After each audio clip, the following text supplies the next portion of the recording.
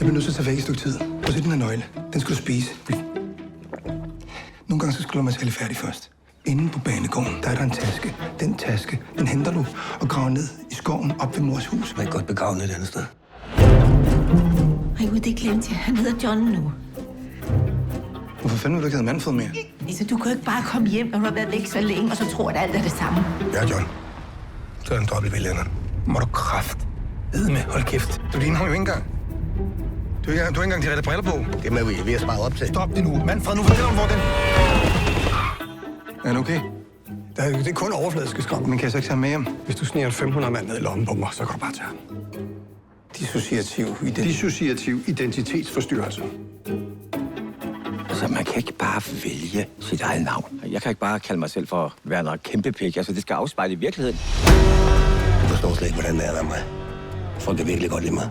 Fordi du, John, du er sindssyg. Så skal du ikke lave bane med tosser. Det er faktisk et yderst validt psykiatrisk eksperiment. Skal du til at spille for et rigtigt publikum? Nej, vi kommer spela framför massa bävrar. Hvad er det, Anker leder efter ude i skoven? Når man har en hemmelighed, så sætter man en krone.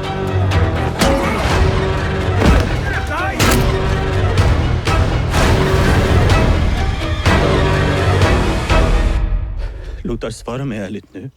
Har jag inte ljust hår? Och är inte mina ögon blå? Jamen,